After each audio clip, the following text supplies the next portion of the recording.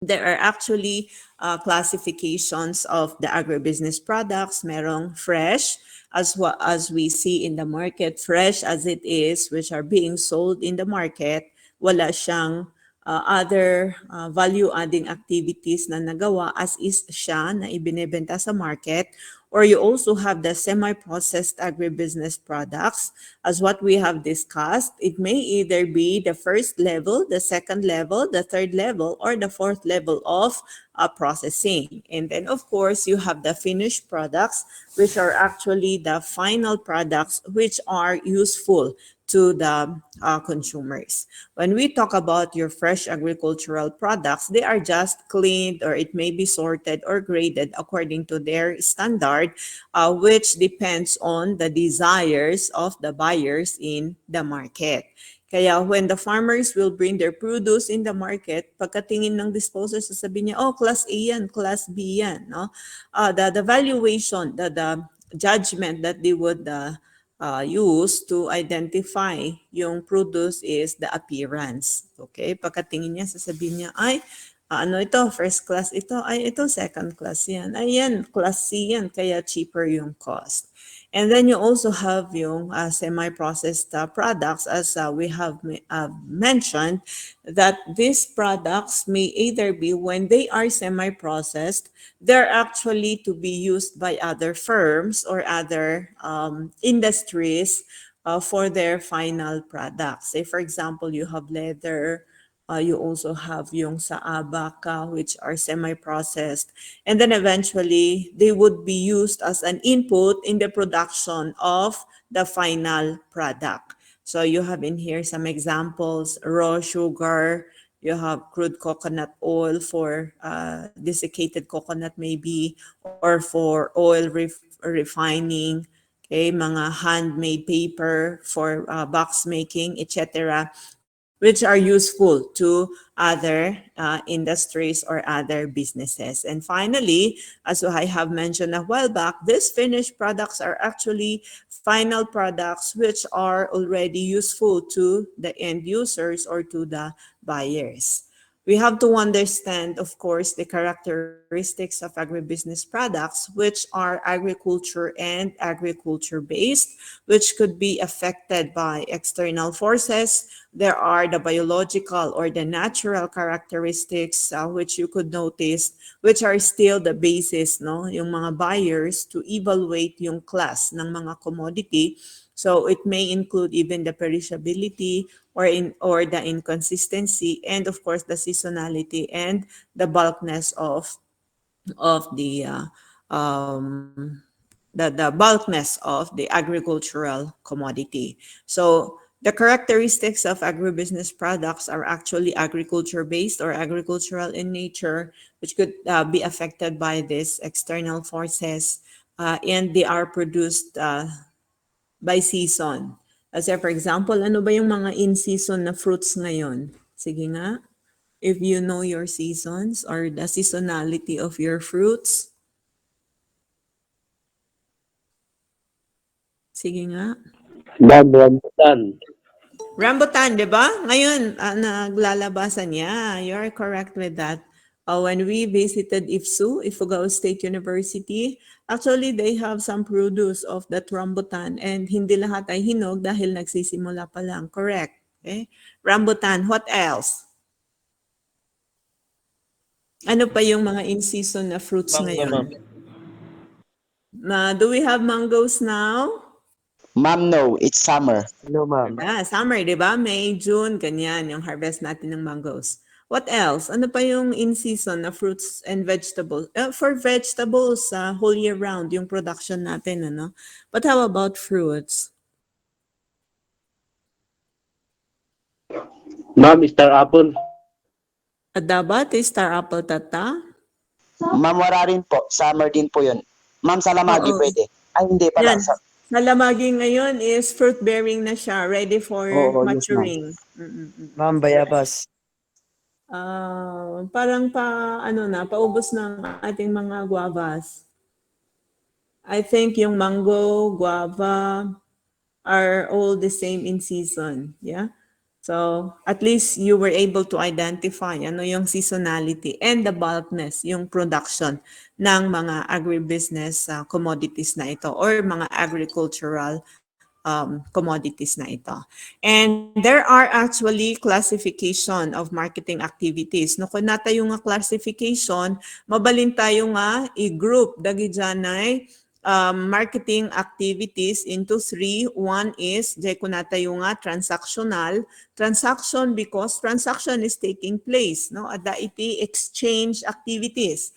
And this is what makes marketing dynamic because there is a give and take relationship among and between buyers and the sellers.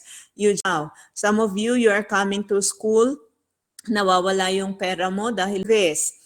Pag bumili ka ng snack mo, nagugutom ka, nawala yung pera mo, but kapalit ay nabusog ka. So that's actually marketing activities. So whenever we are defining marketing activities, it is not only by definition saying that you were already satisfied. But what is in here is that when we talk about marketing, it's a matter of experience. Nararanasan natin yan. Parang ganun din. Yung mga farmers natin, they would tend to harvest their produce. They would harvest their vegetables, their crops, and then eventually they will bring it to the market. Kapag nabenta na yon, may kapalit yung kanilang pagod. That means that they do also marketing activities. And if there are exchange processes taking place, then you call that the transactional activities. Like what you do in your accounting, you record your transactions. You have your debit and your credit, and that's actually a transaction. In like manner, in marketing, you also do exchange activities such as the buying and selling. Still, that's marketing a matter of exchange. No, there's a matter of exchange. So may kapalit yan. And you call that the transactional activities. You also have the physical handling activities. That means that they carry or you carry, no, the commodity. So you will have actually the ownership. Or say for example, ikaw yung buyer, ikaw yung consumer, you were able to buy the product, binayaran mo yon, kaya the ownership, the title belongs to you. Halimbawa, bumili ka ng ballpen, bumili ka ng pencil. 'Di ba yung title, the ownership belongs to the buyer. And that's part of the physical handling activities. Likewise, in marketing, we have what you call your physical activities wherein from the farmers, they will bring their produce in the trading centers. You have the disposers, you have the participants in there who will take the risk, who will take the responsibility on the commodity that they have sold to the sellers. Kaya bahala na, di ba? Nangamong dagi dyan disposers, nangamong dagi dyan na wholesalers. The risk is with them. In pasa ng jay farmer, di dyan na risk of damage, kan dagi dyan da do mga risk nga madadaal dagi jay commodity to the hands of the participants. Pak nila, i-grade nila, pwede nilang i-process or di kaya i-transform yung commodity or pwede nilang i-alter yung commodity depending on the desire of the participant or yung player. So what we see in here is actually an activity where they handle the commodity. Okay, so the risks of handling the commodity is within the hands of the participants.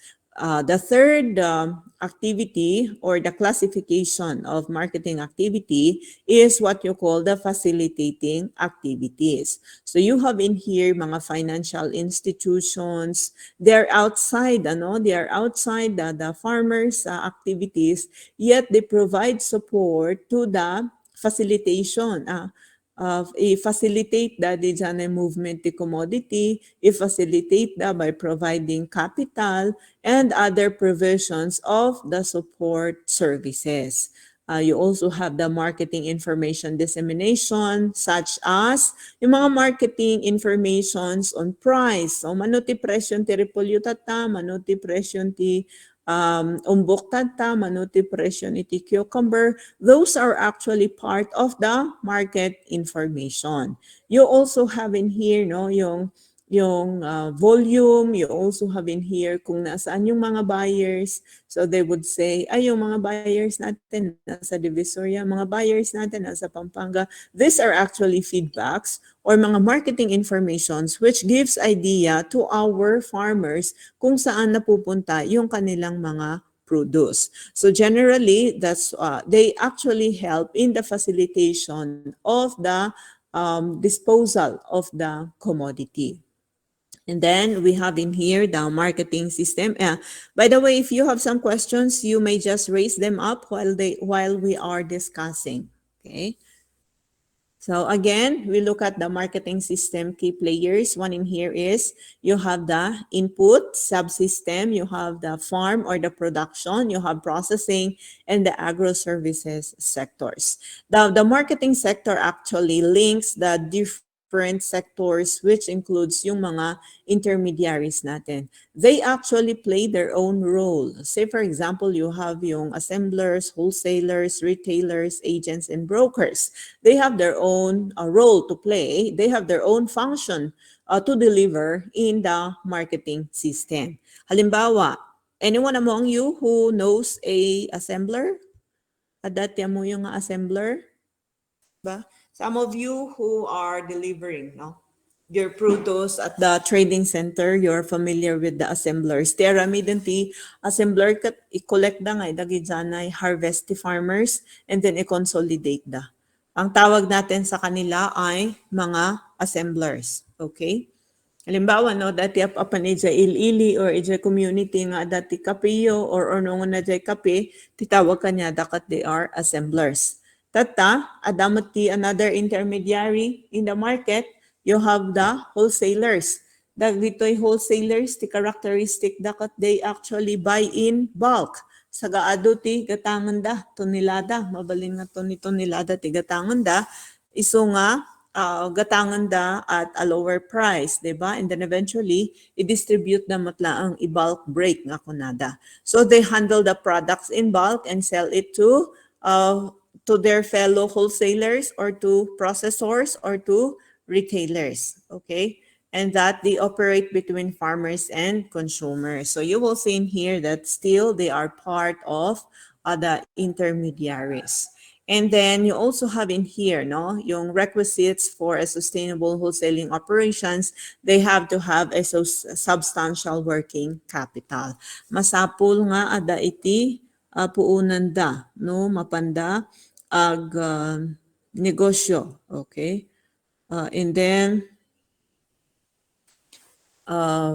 access to or availability of market facilities like warehouse and refrigeration, like our wholesalers, dagito intermediaries tayo, ijay baptisi, no mapan kayo to ag-visit ijay, makita yo, dati conveyor, adangay dagi dyanay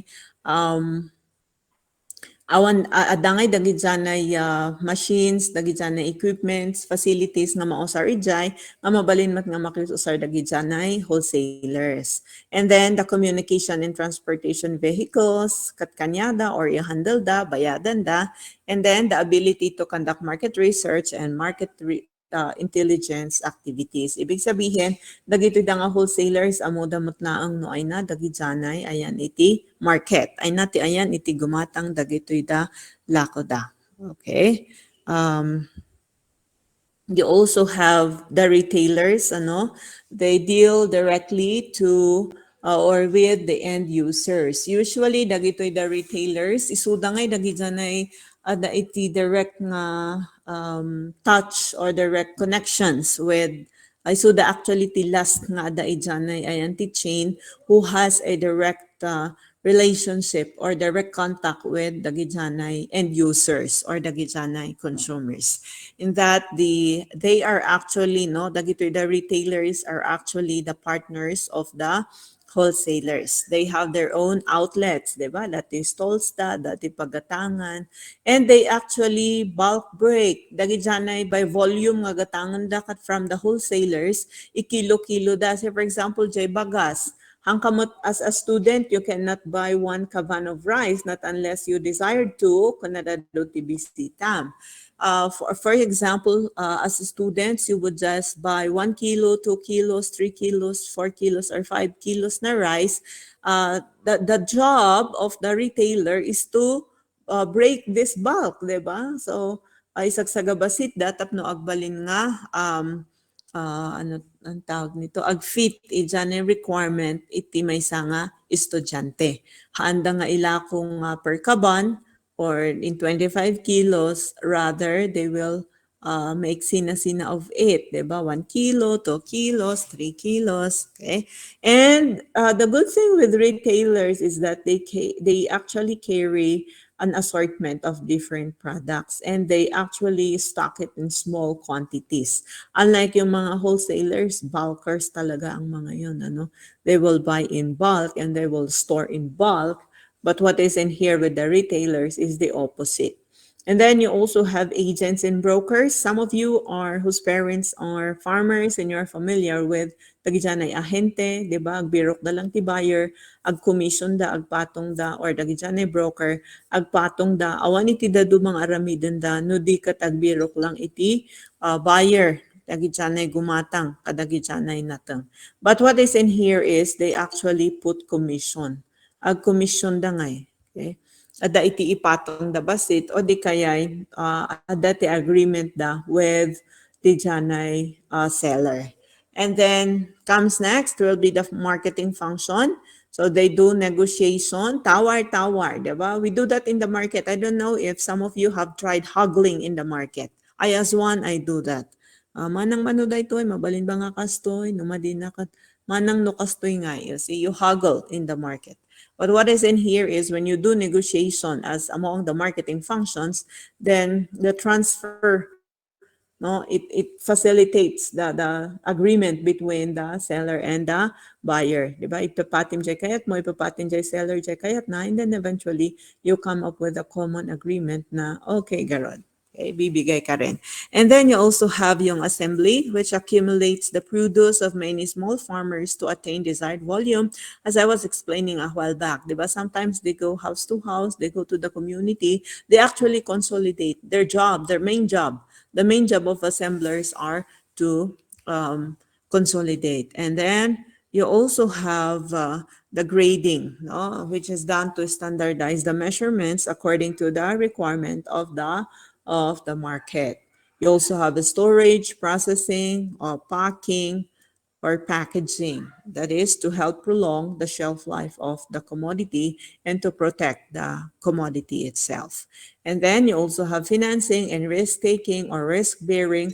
Although these functions, no, are summarized into three, as I have mentioned a while back, you have yung physical, you have yung the physical handling of the commodity, the transaction where buying and selling take place, and you also have the institutions which do the facilitation of the activities. So you have the facilitation, you have the physical handling, and you also have the the transactional activities within marketing. And then you also have the MIs or the marketing intelligence who does the market research. So usually when we look at the market research, we gather information as to the demand, as to the trend of the commodities, the product, the piece in marketing, the product, the price, the place, and the promotion in marketing. Okay. And then you also have in here the promotion, no? The last part, which is very important also in marketing because we understand that we should promote, no? Especially those processed commodities, the processed products, which are to be promoted since they are new in the market. That is, if you are creating a new product. But if there are good things about marketing, you also have the issues in the agribusiness marketing subsystem.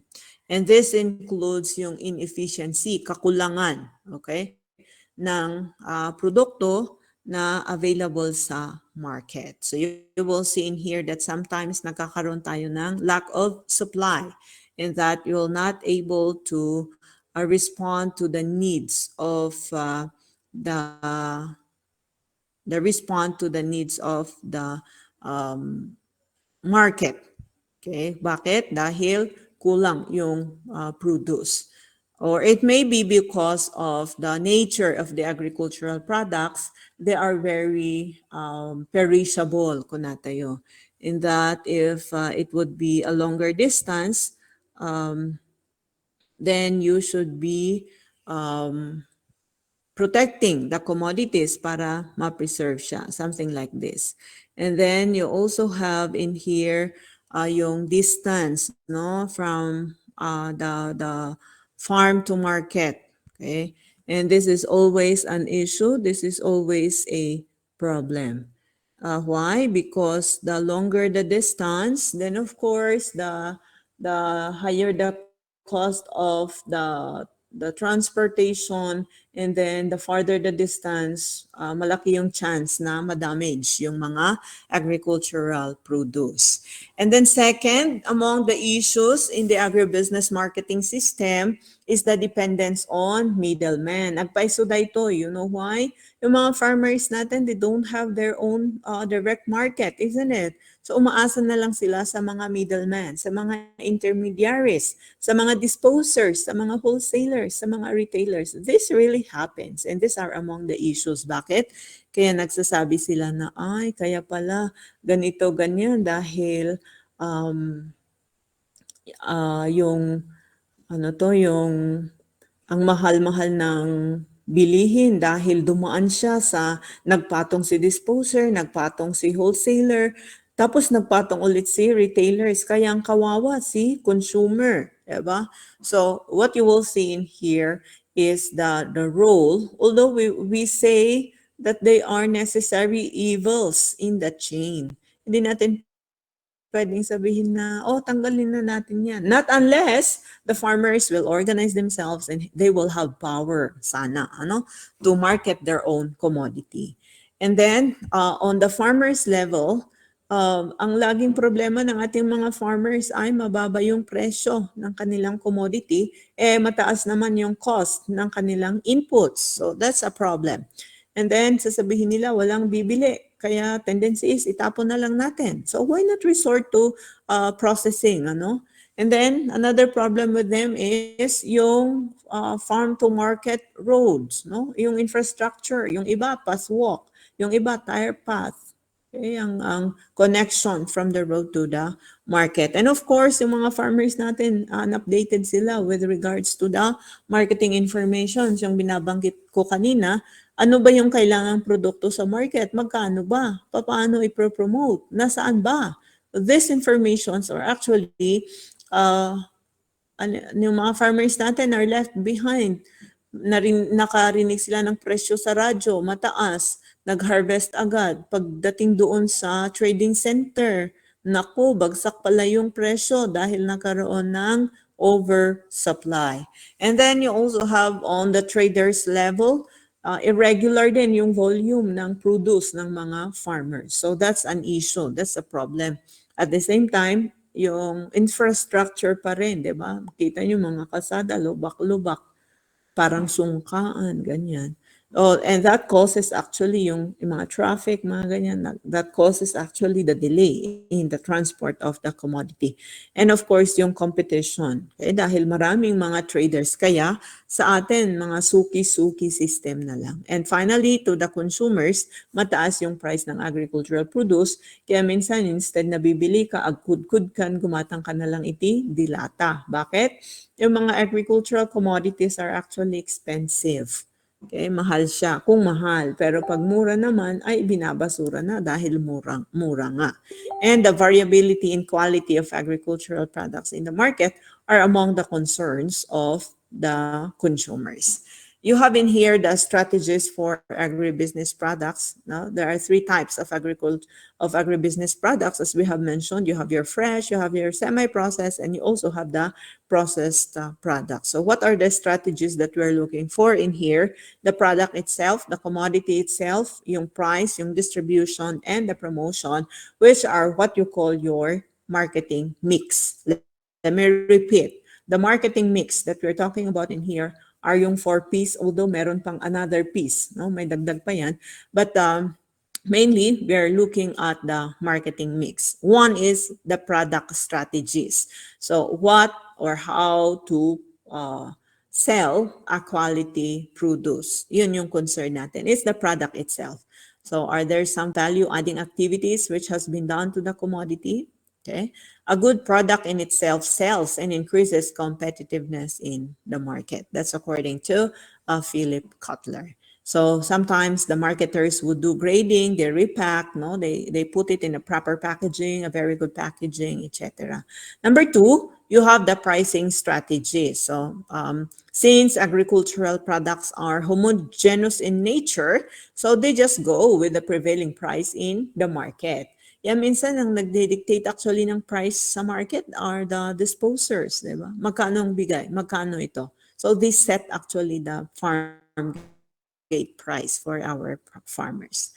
So you have your cost plus pricing. So the farmers would just compute sana yung cost nila, and then they would just add a value. Pero ang mga farmers natin sometimes they're lazy to compute. Ano? Ayaw na nila yung mag-compute. Kaya what happens is that what is the prevailing price in the market, yun na yung sinusunod nila. And then for the distribution strategies, you have your conventional distribution system as is, no? Na nakalatag lang siya sa market, so the buyers will just come to the market. But you also have the cooperative marketing system. Some of the farmers are actually members of cooperatives, and it is actually the cooperative which markets their products.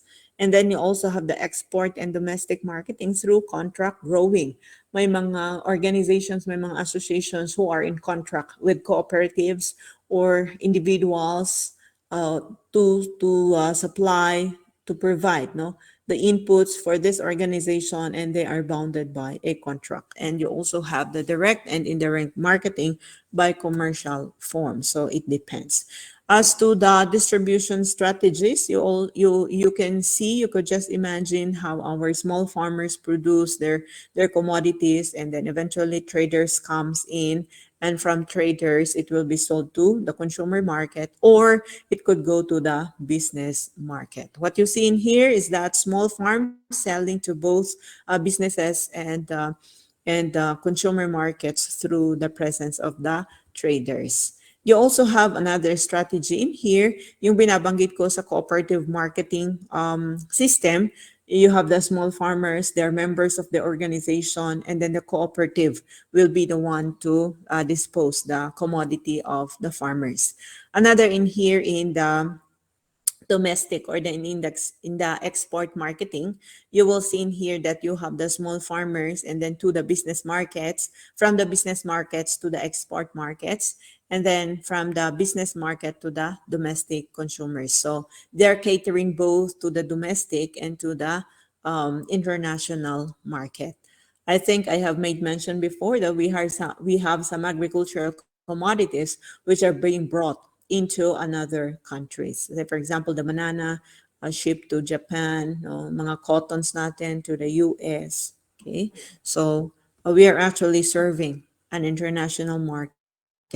You also have the direct and the indirect marketing by commercial farms. So you have already the commercial farms, mga growers, mga family-owned businesses which are commercial farms, and then they will sell their produce to traders, or they will sell directly to the business market. So from the traders, it will be sold to the consumer market.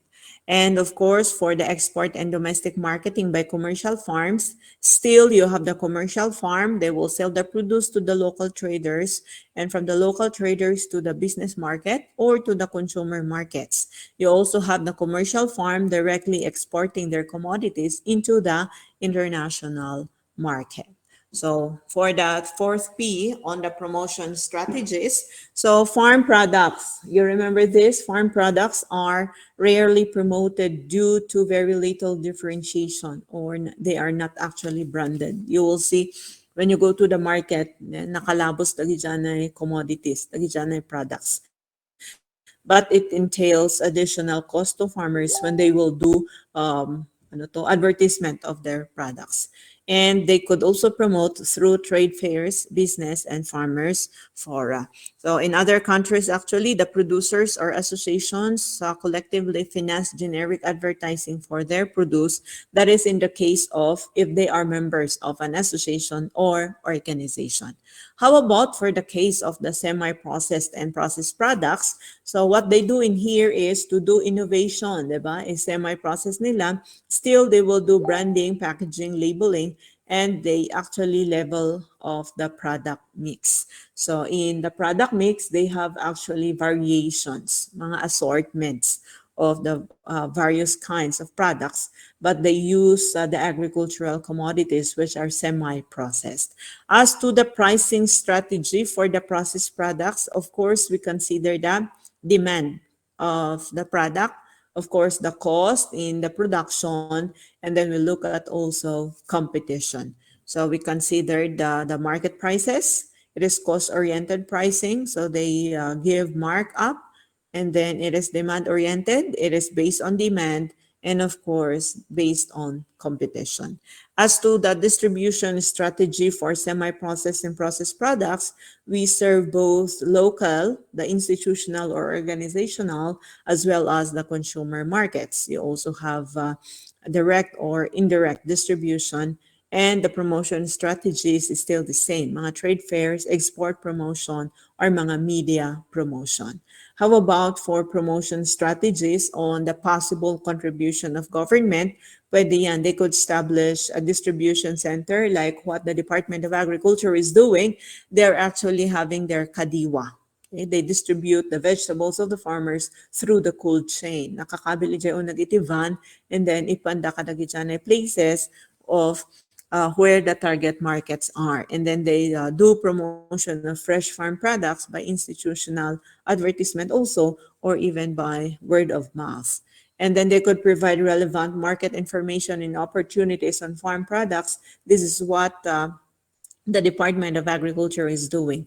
And they're strengthening the quarantine measures to provide quality, quality produce, quality crops to the market, and the tariff reduction on planting and packaging materials. That is to provide a lesser cost to the farmers. And what is the trend in the Southeast Asia market is that there is an increasing global and regional trade agreement between the World Trade Organization, the Association of Southeast Asian Nations. You also have the APEC, the expansion of supermarkets which could absorb yung mga produce ng ating farmers, the growth in organic and natural product markets, and the new market opportunities. So what we see in here now in our current market is the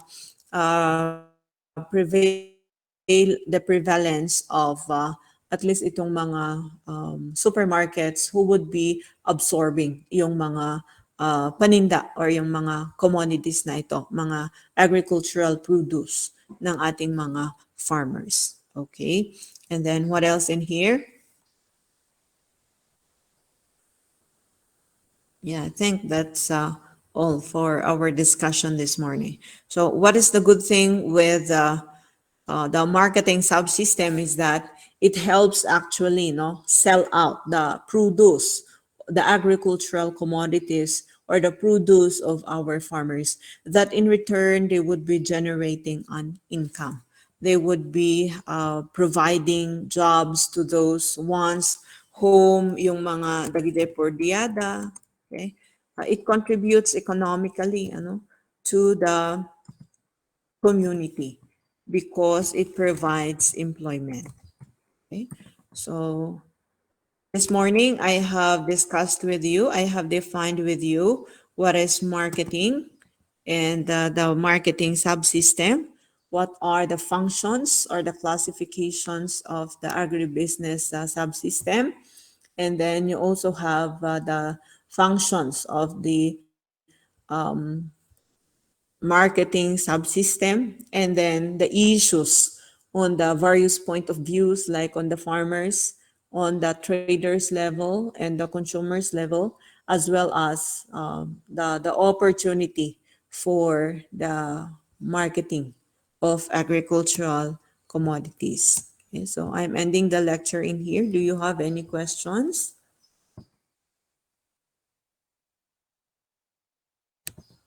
Any questions? Clarifications? None, ma'am. None, ma'am. Questions? Clarification?